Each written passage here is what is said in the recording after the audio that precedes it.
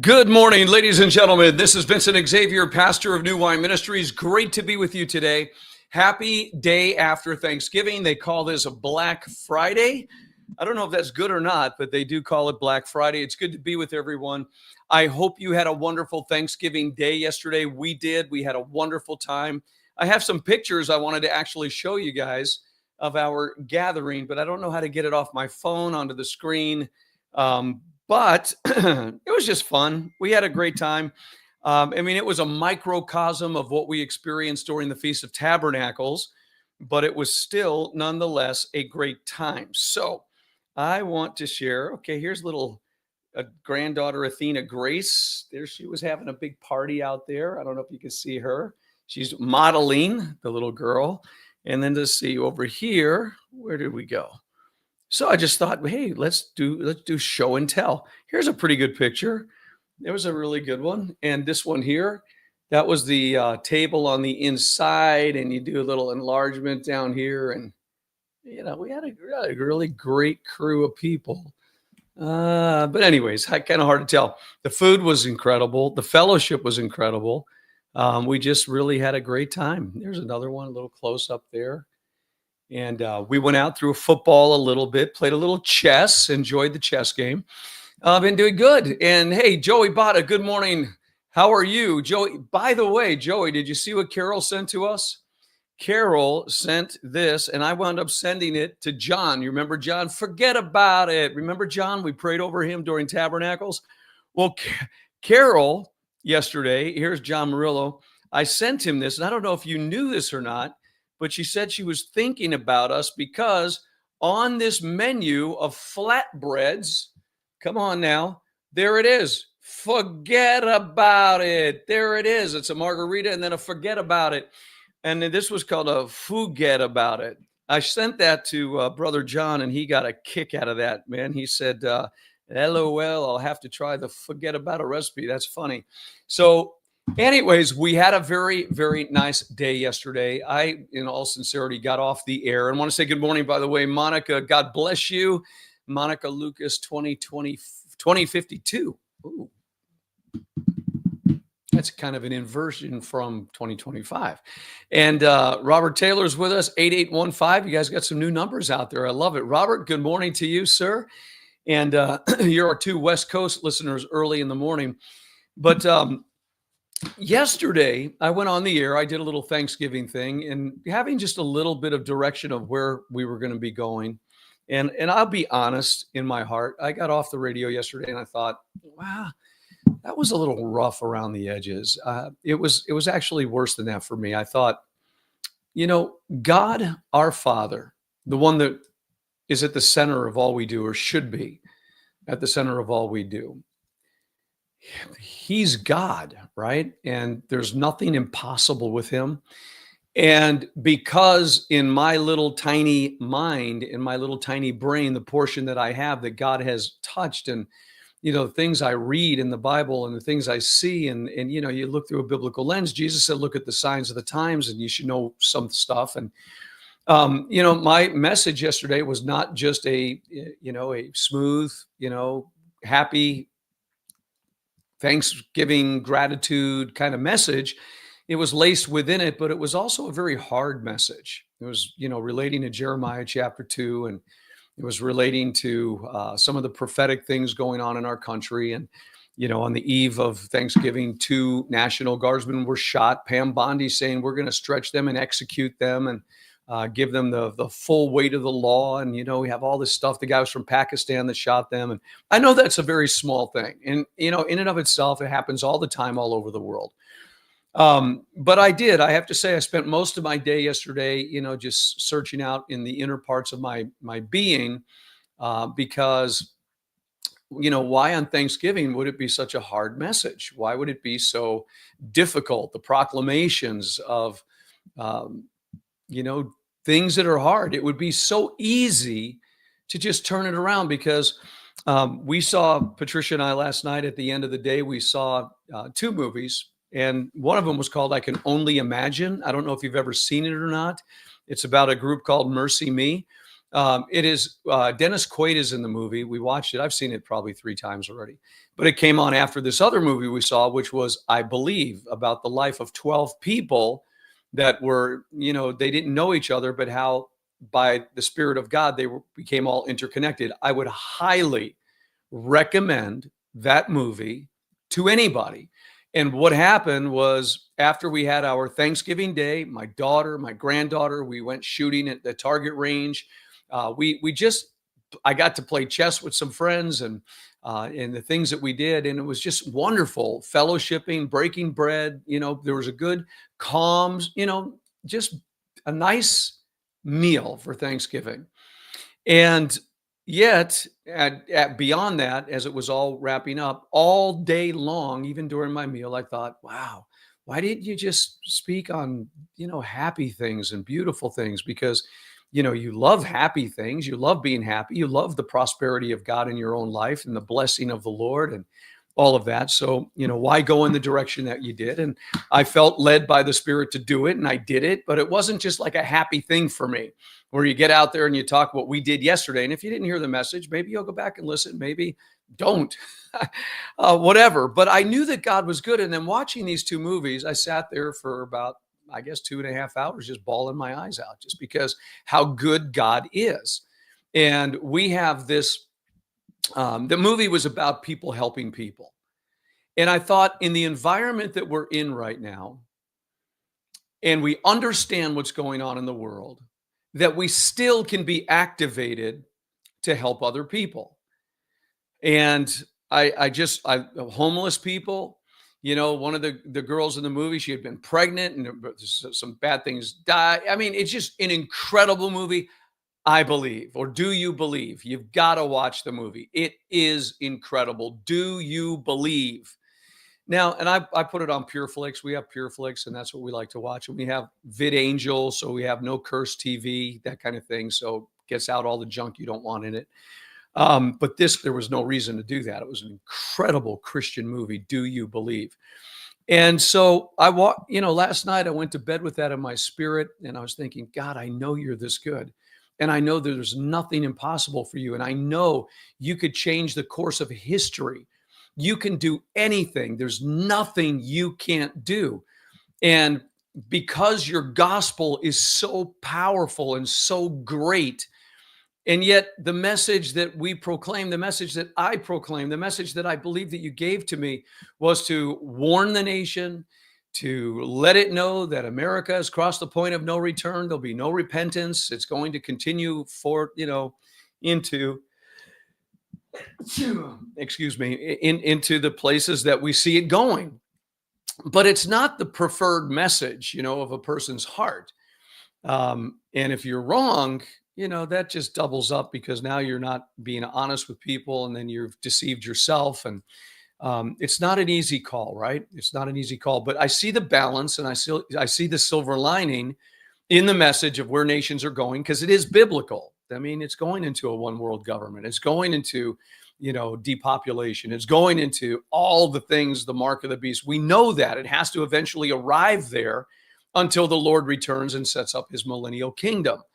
And so we know that that's a reality. We just happen to live in an age that is different than any other age before us, that Israel became a nation, technology has exploded, and yada, yada, yada, go down the road of all the things that are going on that tell us that this is where we are. But in the midst of it, the silver lining again, the golden thread, in the midst of everything, there's still work to do. And we have, I think I've shared this before with people, we have an organization. Our church is different. I grew up with my pastor believing that the church was the head and not the tail. And so he was not going to subject the church to governmental oversight. And the way that you do that with a church is by getting a 501c3 nonprofit public benefit corporation. So we went out of our way, and we found where I was ordained 3 times into the ministry after Pastor Paul had passed away. I was ordained by 3 different ministries. One of them was very large, the Roses of Sharon, Pastor Donna Bartram. It was Independent Assemblies of God. Not that we're connected to any particular denomination, but This one, she was concerned for me. She knew where I was going, and she knew I was going to get out there, and she was concerned that we would be protected. So I got connected with that ministry, and it's an independent Assemblies of God. It has a 501c3, but it's grandfathered. It's grandfathered in from the 1940s, and the rules are totally different. It affords zero invasion from the government of the United States. It's got 70 lawyers protecting this particular way of doing things. And so we have been connected to that, but we don't even use that. We just kind of go and do what we do in the ministry. But what we do have, what my pastor, R. Paul Carroll, had formulated before he had passed away, is an organization called United Christian Charities, or UCC. And when he had passed away, it just went down and it was laying dormant. And I was on a long water fast. I wound up fasting on water for 17 days. And on the 13th day of my water fast, I was in the garage. We were living in a 1,200 square foot little condominium. Patricia and Danielle and I were in our little 1,200, but we had to go down the steps and outside, and there was a garage. And I used to go in there, and that was my office, was in the garage. And I'm a younger pastor, and so on and so forth. But anyways, on the 13th day of this, I discovered some of the boxes where Paul was really going after United Christian Charities. His ultimate vision for United Christian Charities was to begin something called a UCC TLC. United Christian Charities would sponsor a teen leadership center. Paul grew up on the farms of Illinois. He had been in the CIA, and I could go on. His resume is incredible. But the one thing he noticed as he was growing up is that there were tons of programs. Now, you got to go back again. We're going back almost 35 years now. Okay, times have changed. But at that time, there were a lot of programs like Pastor David Wilkerson, Teen Challenge for troubled kids. But there weren't many Christian organizations for the Daniels, the Shadrachs, the Meshachs, the Abednegos. And Paul's desire was to formulate a teen leadership center where young men and women would come and do a 10-month program, and they would be taught trades and discipline, and they would be raised up. Now, Paul was this kind of a man to do this, raised up in leadership, where they would come forth, and then they would be released into their sphere of influence. So his vision was to raise up TLCs, teen leadership centers, across the world. And he was about to step down from his pastoral calling and go full blown into United Christian Charities. One of the things he did do, and I've mentioned this before, is that he leased out Jack Murphy Stadium in San Diego. And Jack Murphy Stadium is now, I think, Qualcomm Stadium. It's where the San Diego Chargers and the San Diego Padres used to play their baseball and football games. Well, Pastor Paul knew nothing about the Feast of Tabernacles, but he read about this event on the 7th month, and he was looking at the Gregorian calendar. So he went out of his way. He was an entrepreneur before he became a Christian, and definitely before a pastor. And he leased out that for 7 days. And he welcomed churches from Mexico, all throughout the United States, to come and do what John 17 said to do: be one. And he was just into the message of unity. Jesus prayed, Father, make them one as you and I are one. Let them be perfect in one. And so he felt that was a Feast of Tabernacles, and he did it. And he came into a lot of opposition because the other pastors that were there that had, clout, Paul was coming out of nowhere. Who are you? What are you doing calling everybody together? And it was that type of thing. But he accomplished what he did. And he went through with the, what was it called? So it was a celebration of the Feast of Tabernacles. We're going way back. He did the first one in 1986. And I've told this whole story. So his desire was this. So on my 13th day, TLCs was for him, Teen Leadership Centers. And on the 13th day of this water fast, I got all this information and I began to write. And I felt it was very inspired. And I wrote out my vision for United Christian Charities. And I was writing out that it would be utilized for disaster relief, homeless people, widows, and orphans. And so I wrote this out, and because it was dead in the water, I presented it and I took it to the courts, and I don't remember everything you had to do, but it became alive again. So I had basically resurrected United Christian Charities. And then I worked with the fire department. I remember Jamie Zucker was one of the leads over in the fire department in San Diego. And we had these big conferences, fundraisers, where everybody would come to a beautiful dinner at a little 5-star resort. And the firemen would talk about the need of having a 3-day pack in the trunk of everybody's car. And they were just talking from the perspective of, first responders and firemen and all of that. And so I was working it, really going for United Christian Charities. And my vision, I remember, was to have a warehouse, a massive 40,000 square foot warehouse, and semi-tractor trailer trucks that would back into the little ports where they would get loaded.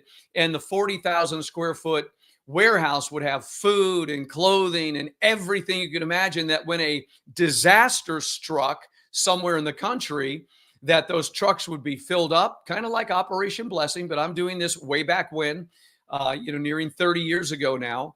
And the vision was to get those trucks out, and then van with 7 or 8 people would follow those trucks. They would show up at the disaster areas, and then the people in the vans would get out and they would distribute the goods. They would distribute Bibles and blankets and food and the needs of the community that was struck. People would be there for counseling and comfort, and maybe say not a word, but just be there. So this was my vision. And then, of course, go out and feed the homeless, take care of the hungry, and then obviously take care of the widows. In fact, the widows and the orphans, I wanted to, in my mind, call it the widow's mite. But it wasn't the MITE that we find in Scripture about the widow's mite. It was about the widow's mite, MIGHT. So my vision was the widow's mite, and then, of course, the orphans, and then the homeless. But the primary thing for me was disaster relief. Now, United Christian Charities was there. It's alive again. It's breathing. I'm moving in that direction. But then all of a sudden, right around 2001, 1996, let me go back even a little further. What Patricia and I had done by the grace of God is that we had started churches across the country. In 1994, we were blessed with an RV, and we took the RV and we traveled across the country, and we went from Jersey City. We went to Winston-Salem, North Carolina, Virginia Beach, Virginia. We were in, Jacksonville, Florida.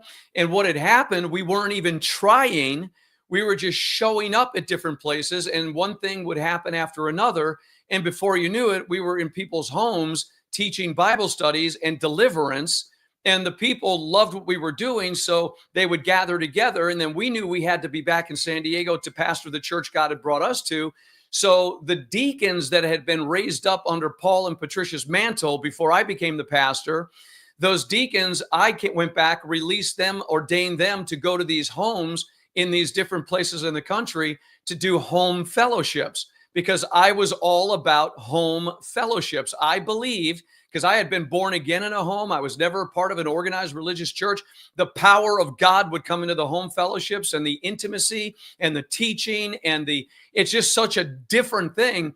So I am still and was all about home fellowships, where you establish elders in every city and pastors and teachers, and the fivefold ministry operating with homes. And we had at one time in the home over 70 people would go into this 3-story home in Escondido, California, gorgeous home with a fireplace, and the candle was on the mantle of the fireplace, fulfilling a prophecy from 1982. And we would go into that house, and it would shake with our worship and our songs and our vibration. And people would be sitting on the steps and on the floors, and they came out with rings in their nose and skateboards in their hands, and that grunge look thing. And people from everywhere, very mature people. There were people that were sheriffs in the sheriff department, and they were scientists and doctors and lawyers, and but it was a beautiful group of people that were coming out of the mainstay religion because they weren't getting fed. And now in this environment, they were getting fed like crazy. And then people like me that were coming out of just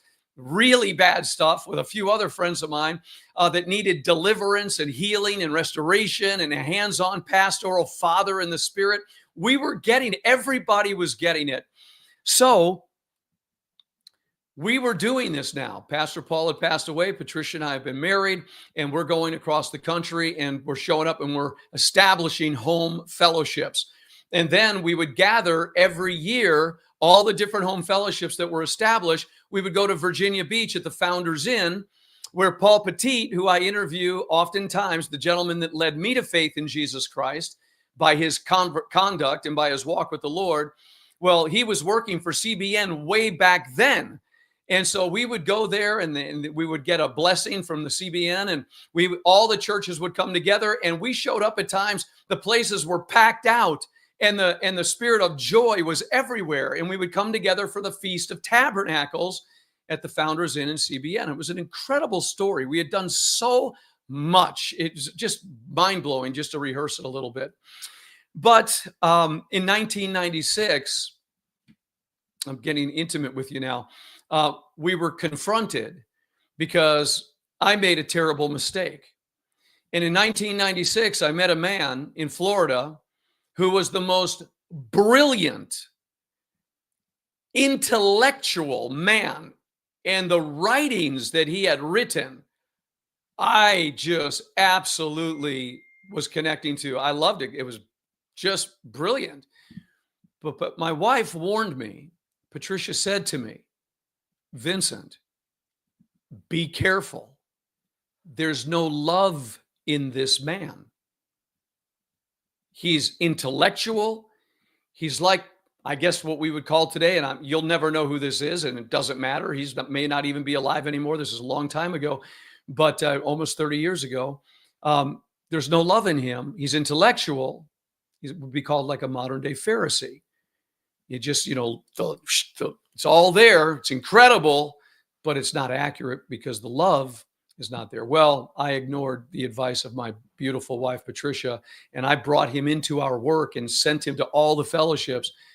And by the end of 1996, every ounce of work that we did was broken and scattered. We lost it.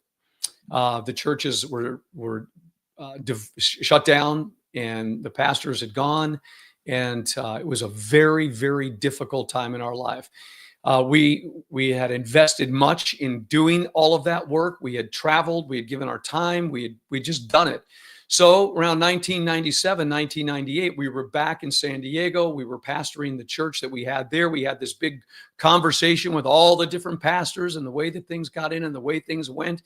It was a brutal, brutal time. But anyways, my point is, it was after that, when I was in that long fast, that I resurrected United Christian Charities. Long story short, we are now in Arkansas. We've been here for 17 years. This coming July will be a complete 17 years. We got here in 2009. We got here in July of 2009. So yeah, 17 years coming in July. And we have alive and well United Christian Charities. Our dear friend, Susan, she does that type of thing, and she helped me to get UCC back in order. And while we were here, we started a food pantry in Decatur. And then from the food pantry, we developed where people donate their clothes and their goods. And we had a store.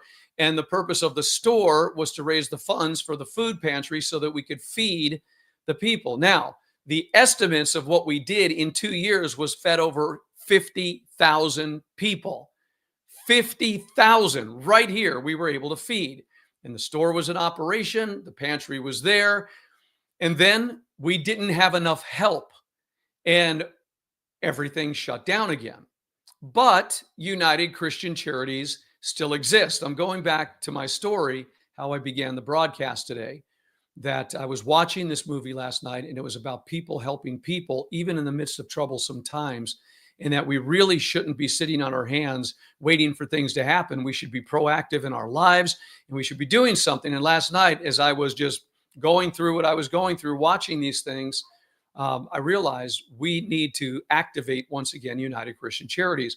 And so we have this 501c3. It's a nonprofit public benefit corporation with a tax-exempt status from the IRS called United Christian Charities. It's designed and signed off on and ready to go. It doesn't need anything else for anybody that wants to feed the homeless. They could start a homeless shelter. They could start a food pantry, widows and orphans, buy some land. This was my vision. Buy some land, build some structures, get the widows and the orphans a place to go. We've had people that used to do that type of thing for pregnant women that had nowhere to go. So houses were built to take them in so they didn't have an abortion. They were taken care of.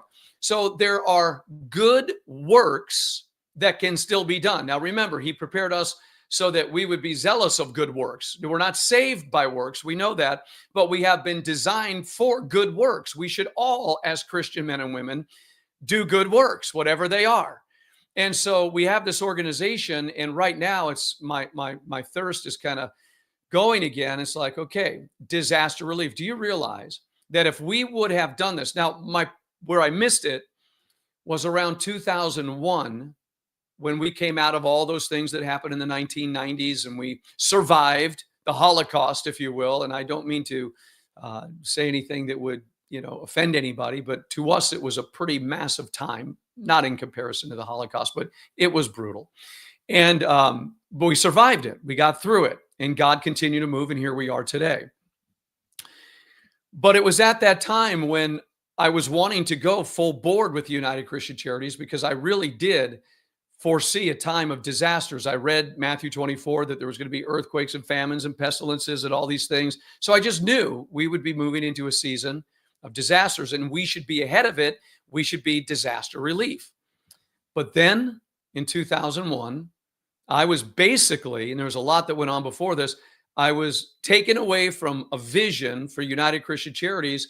And I met Bill and Marcia Burns up in Kremlin, Colorado. It's where I met Benjamin Baruch. He was up there as one of the speakers. I was up there as a speaker. And we kind of connected, and we both realized what time it was. And I gave my life to declaring and proclaiming the end times. And now I'm suddenly in this realm. And it was on September 3rd, 2001, when after a meeting in Kremlin, Colorado, that I went down to Denver with Michael and Paul. We met with our brother John, who worked on the multi-million-dollar flight simulators. And at 3:00 in the morning, it was my turn to fly.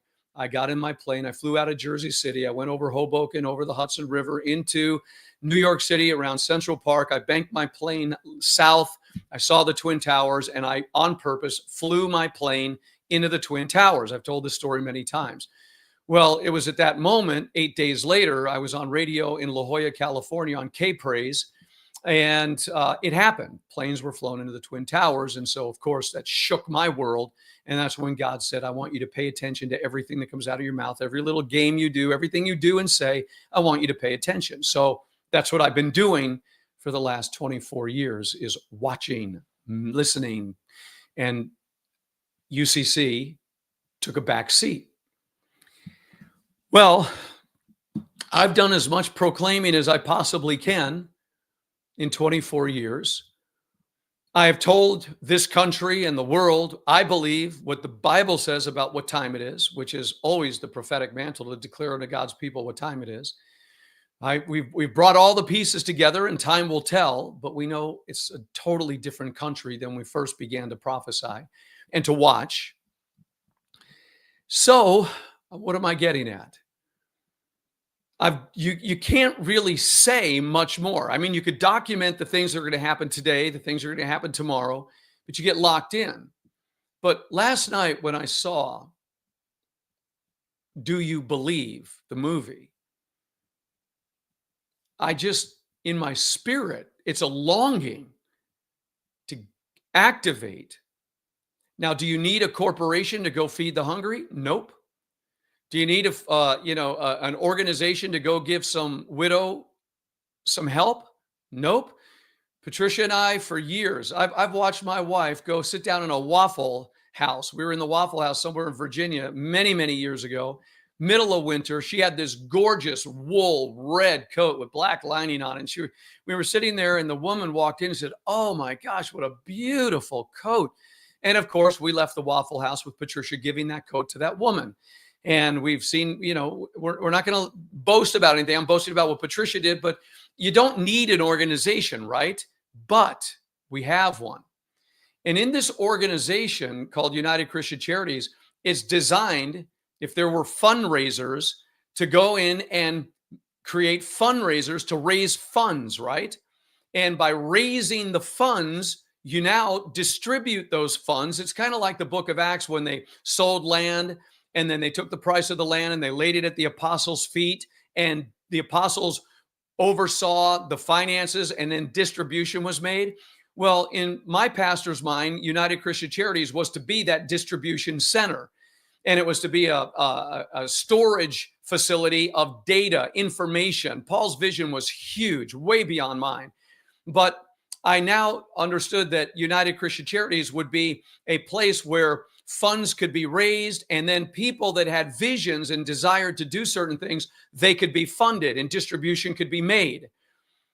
And none of it's really happened the way that it could. I was looking at a bank statement the other day for United Christian Charities, and I haven't looked at it for years, to be honest with you. The last time I saw it was like $600 was in this account because you had to keep it going. Well, I looked the other day, there was $3,000 in United Christian Charities. And I'm like, where did that come from? I have no idea. Even right now, I have no idea how $3,000 got into the United Christian Charities. So I'm thinking last night, man, what could I do with that to do the things that need to be done? How do we feed somebody? How do we clothe somebody? How do we put a turkey dinner or a Christmas gift or something for people? How do we help? How do we raise funds? How do we fill it up? How do we start a disaster relief center? And what I have heard, and please don't take me wrong, I've done it myself at times, but so many things that I've wanted to do, I've held back because, well, there won't be enough time to do it. There won't be enough time. And with the way that I preach, with the urgency that God put in me to preach with urgency, yeah, it's like it's all happening yesterday. It's happening right now. It's going to happen tomorrow. And so the tendency is to, well, don't do anything. Just get everything. But I've always said, in fairness, work while there's light, because the darkness will come when no man will be able to work. And so I've never told people it's too late, but I know in the atmosphere, it's all around. And we get into these prophetic things. Okay, in the spring, in the winter, it's going to happen here and there. And man, we've been through that enough. And so here we are. We live in a world that is what it is. Is there time? Well, every time I think there is and I want to go there, something else happens. And it's like, okay, I can't invest into this time with United Christian Charities. I have to focus over here.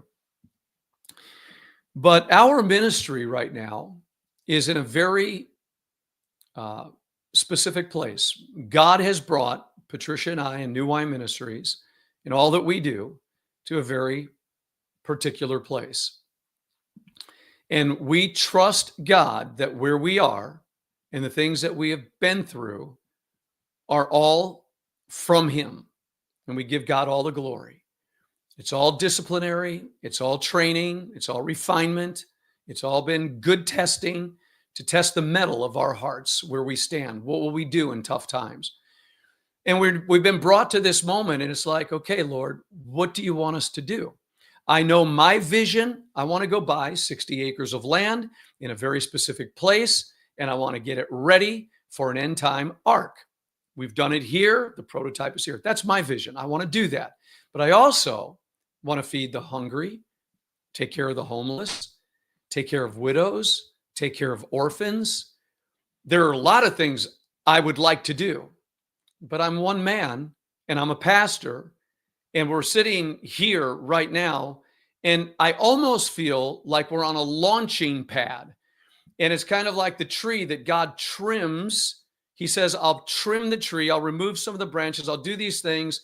I want to get you so I can release you, because we do have a desire to go anywhere the Lord wants us to go. I mean, we're wide open to do anything that God wants us to do. We're not stuck in a formula. We're not stuck in a box. We're just like in waiting. And while we've been waiting, we've been undergoing a tremendous amount of, like everybody else in this world, of just going through life on a day-to-day basis. And here we are. And I feel like we're about to be launched. And I don't know where the launching is. I don't know if this launching is going to create an environment where this ministry, being on radio, Facebook, and all that, shuts down so that I could concentrate on something else. I don't know if God's going to launch me to another country or another continent to preach the gospel. I don't know what he wants to do yet, and that's it. But United Christian Charities, after seeing the movie last night, kind of flared up in my spirit again.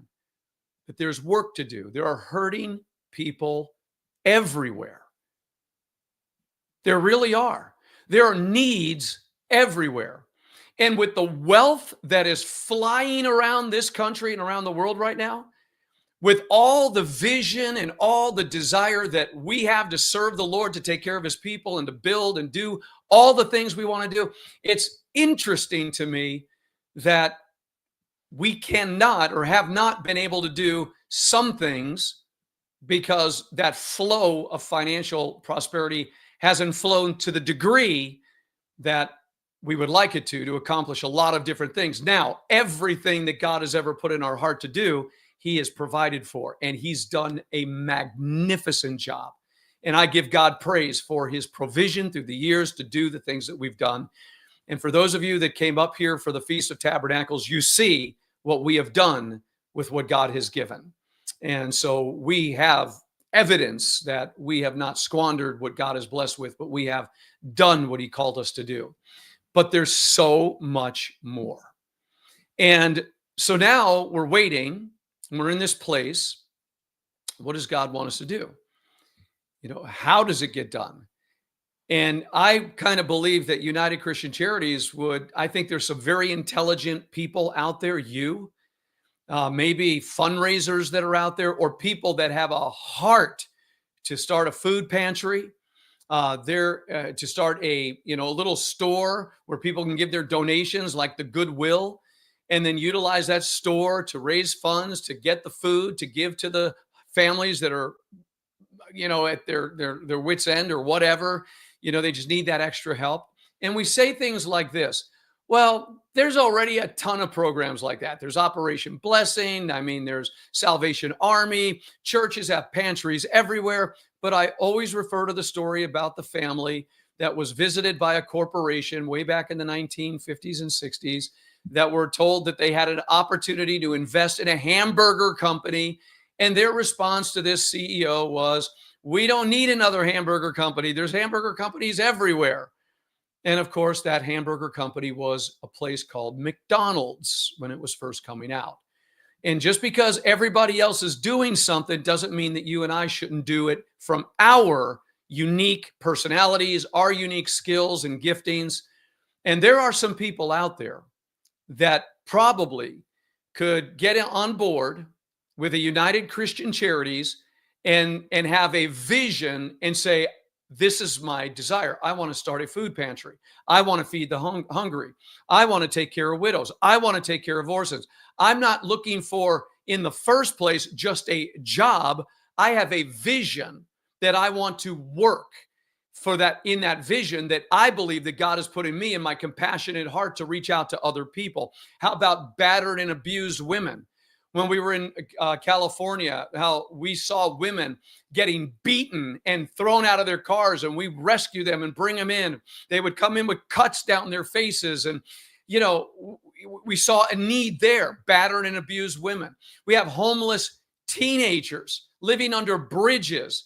There's works, and we all want to go somewhere in the world, right? But right here in our own backyard, there are needs everywhere. There's drug addiction. There's all kinds of stuff. There's sex trade trafficking going on right here in Northwest Arkansas. Jenny Sori tells us the story all the time when she visits us. There are people that are helping, but it's nowhere near what the need is, right? So I'm here. I'm in this place thinking, okay, I don't know what to do. I know I have a vision. I have the vision, but I don't know how to build the vision. I have the vision, but it requires, God gave a vision to Moses. Moses, I want you to build a tabernacle, and I want you to go tell the people. to supply the need, build this tabernacle. So the people were giving, and then there were builders. They were experts in their craft, and they would come along and they would build. So the provision was there, the workmen were there, the vision was clear, and things got done. There was a tabernacle, very useful to God, Solomon's temple, and we could go on down the list. Everything we see is basically coming out of the visionary heart of somebody, and it's always about getting it done. So what do we do with United Christian Charities? United Christian Charities can be funded to build a disaster relief center. It can be funded to build an ark. It can be funded. That organization is in the world. It's meant to be in the world as an umbrella, as a covering to take care of things that the church wants to do. You and I are the church. We're people. We have the heart. We have the desire. And I'm just laying this forth, today because I just believe there's work to do. And I know people are working all over this world, and I know things are getting done. I have no desire that I'm aware of to go out and build a church building and go out there and, bring people to the church. Although as a pastor, there's no doubt we would love to see our church grow and function. And I think, and I've been told prophetically by many people, that in these days when things begin to go the direction they are, that God will, he's going to multiply and add, and we'll be ready, more ready then. Whatever that looks like, I don't know. But that's kind of my story here about what is in my heart of what I'd like to do in this season of my life. And I don't know how it all works. I could simply share the vision. I could tell you all the things we'd like to do. I know where my primary heart is. I know primarily where I want to do what I want to do. And it requires finances. I mean, if I had finances, I would go buy that land right now, but I don't. And I trust the Lord. There's a reason why I haven't, but I know it will come in God's due season if that's what he wants. I just don't know why God would put something in a man's belly and make, not everybody's called to build an ark, right? I mean, how many, I could count on one hand the people I've heard that are actually out there preparing for the last days arks where people will come in, the door will be shut, and they'll be able to ride out the storm for a few years. I don't know too many people that do that because not everybody's called to do it, but I was called to do it and I've done it, not even knowing what I was doing. I certainly wasn't qualified. And I've done it because people came along, they heard the vision and they helped. And we've done something and it works. So that's my job. And also raising up and preaching and teaching, which I love to do. That's the ultimate of my heart, is to preach the gospel, the ultimate primary thing in my life. God's blessed me to do that, and I love to do it. But I just feel something complementing that with more action, more work. So I don't know. Do you want to start a food pantry? Do you want to start a homeless shelter? Do you want to, what's the vision? How do we put it together? Well, our ministry has this, and it's available. And I've been talking to an individual about it. And I don't know where to start with it. And I appreciate your prayers for United Christian Charities, because through it, those skilled builders, those skilled fundraisers, you would just fill United Christian Charities. And because it's nonprofit, we've never taken a paycheck from it. We've never received money from it for ourselves. It's nonprofit. You fill it up and then you distribute and then you do what you do. And then they say there's all kinds of little benefits people get from the nonprofits, and there's 20% that people will get to the organization itself. And that's all available, and people can, find themselves doing a work and being funded for that work. And I know that's a legal way to go, and that's what people do. Me, just fill it up and let's distribute it out and let's get things done. So that's my day after Thanksgiving thought. I'm going to take a peek over here and see what's going on in the chat room. Okay, so Scott Freeze. Hey, Scott, good to see you again. Good morning, family. Joey Bada LOLing. I'm not sure what that LOL was about, Joe, but I think it was a good one. Probably about the forget about a pizza. Good movies. Love it. Yeah, you're going to love that one, Robert. Get the Do You Believe? Man, it's just amazing. If you don't get moved on that, I don't know what will move you.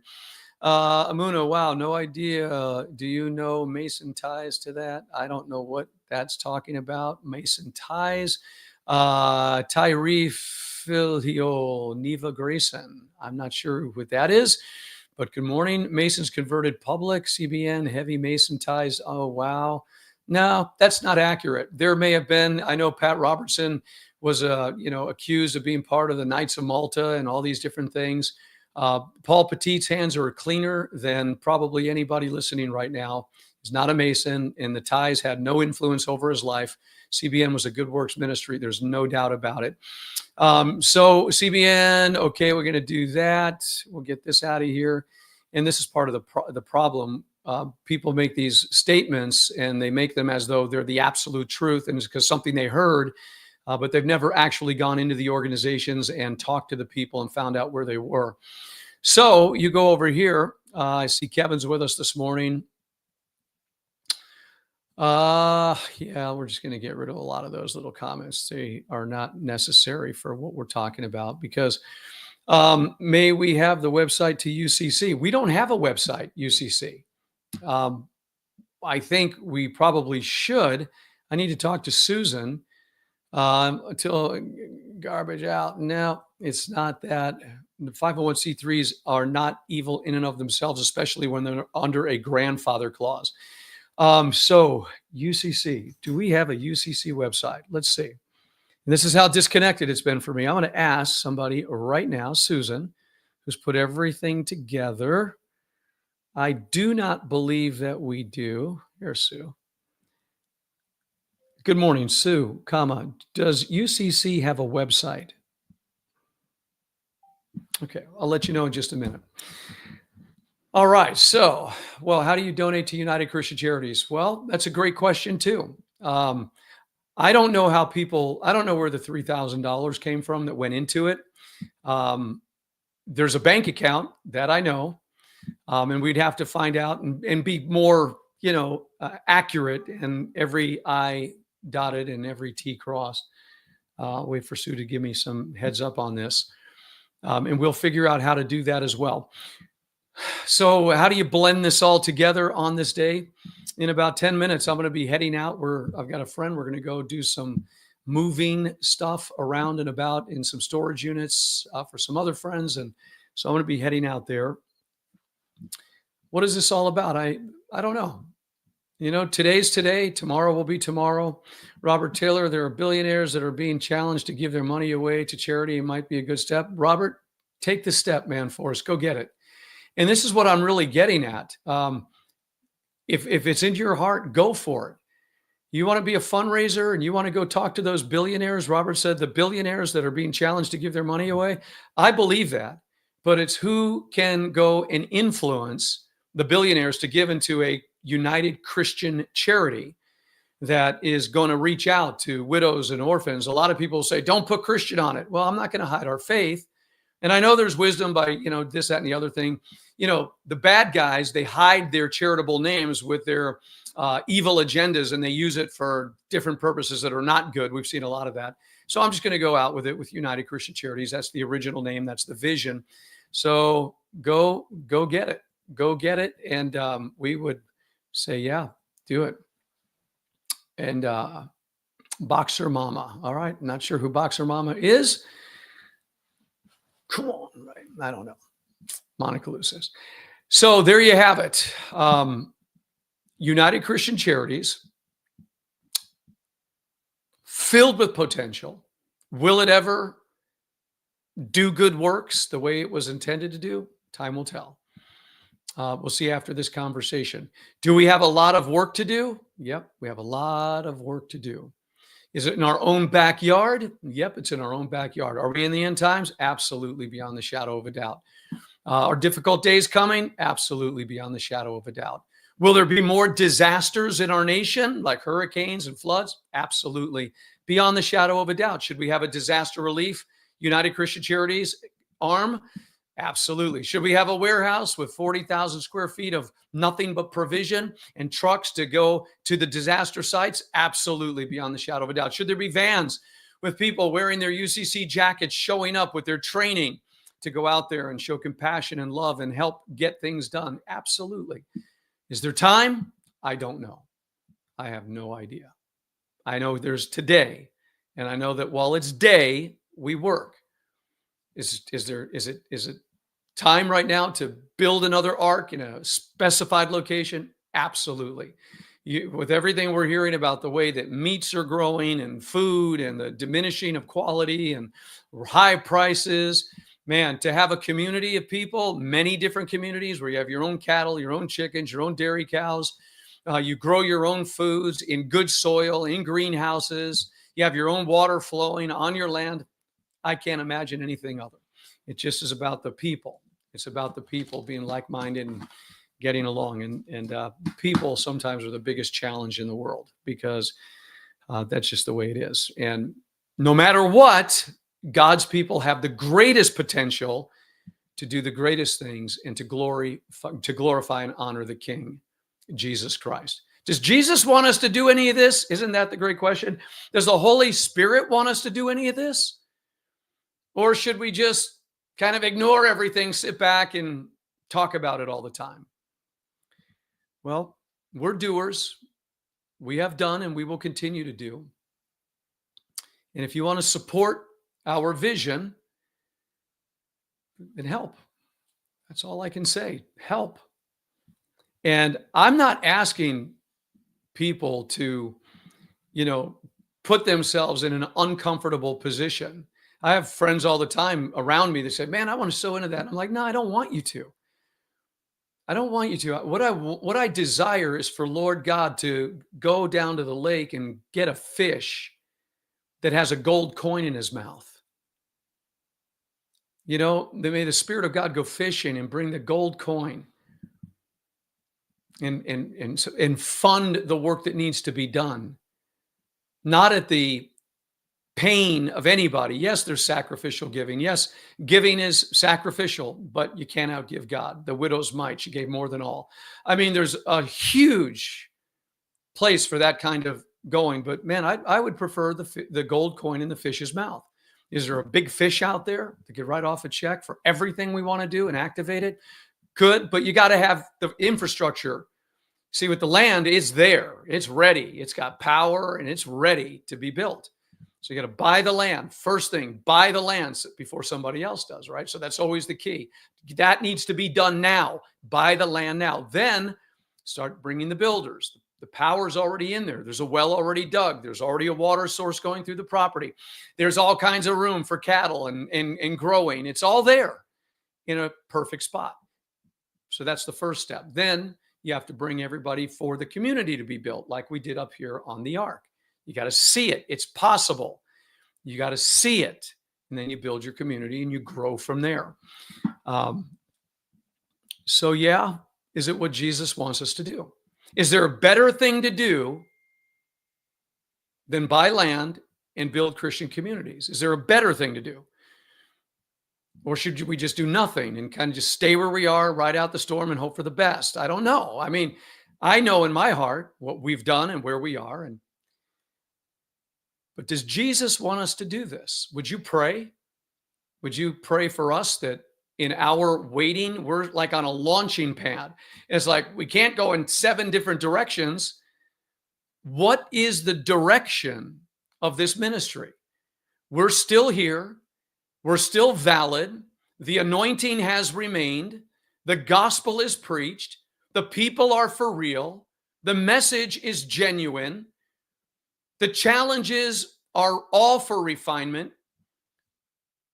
So now what would God do after all these years of this moment? Where are we going now? And only God knows. And I trust him. What is the next step? What is the launching? Where are we going? I know we go from strength to strength, glory to glory, faith to faith. I know that we're ever increasing in knowledge and glory and power and strength in the kingdom of God. So where do we go now? What do we do now? What are you going to do with your life? There's needs everywhere. And yet, it's getting very scary because of the level of violence and hate that is growing in the world. That's true. That is true. As I said the other day, I think this is a spiritual connection to who we are and what we do. For the first time in all these years, I've never thought about it, considered it, but it dropped down into my heart. I don't want to go down into Babylon and do business anymore. I really don't want to go out there and be in that traffic and that insanity and that atmosphere that's just changed since we've been here. I don't want to be there. I want to come out of her, my people.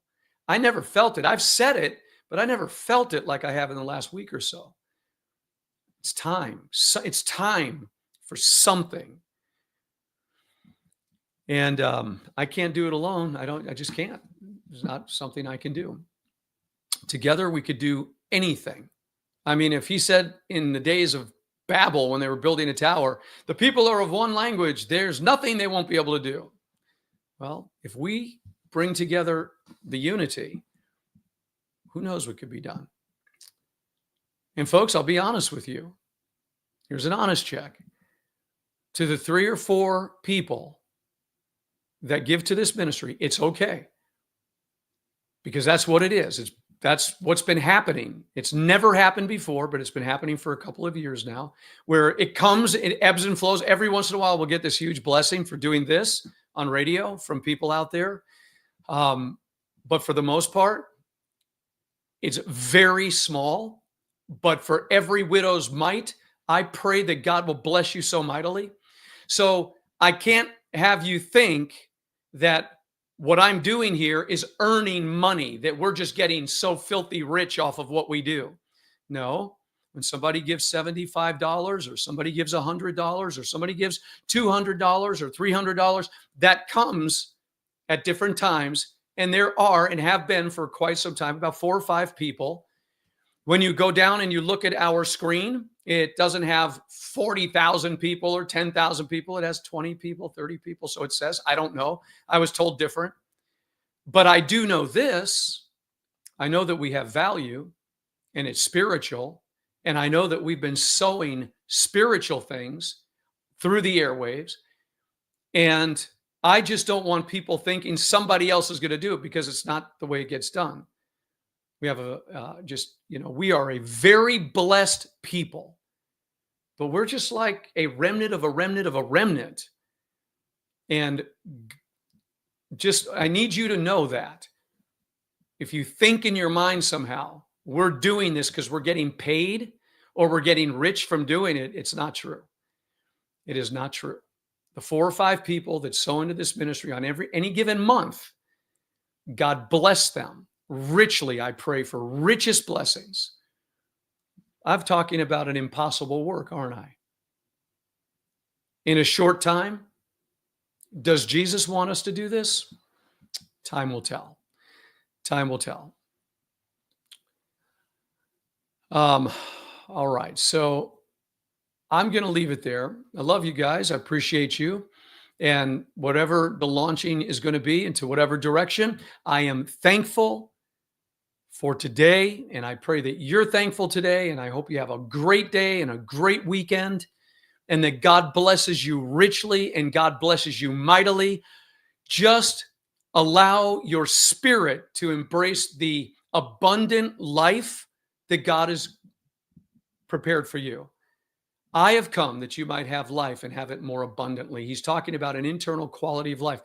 I honestly am saying to the people out there right now, no pressure. Just making sure the truth is known. That's it. Know the truth. And again, God bless you for what you do when you do it. And when those big seasons come, I grant that is also from the Lord. And that's the way it is. And I know that people have thought in their minds about certain things, and they thought this, they thought that. And I just think sometimes the devil is really at war with people that are really wanting to do something for the body of Christ. And, but I know that God's ready to do something great. I know he is. It's going to be great. And I hope you get the benefits of the work that we will be doing as you follow through in this ministry and do what you want. Now, again, I'm going to leave it with, if you desire to do something, and if we can help somehow for United Christian Charities, let us know. I'll get more information over the weekend. Let me see if Sue ever did write me back here. She's working, so probably not. No, she did not respond yet, so she's at work. Well, we'll see you then Sunday morning, 10 a.m. God bless everybody. Have a great day. We love you. Shalom. Take care.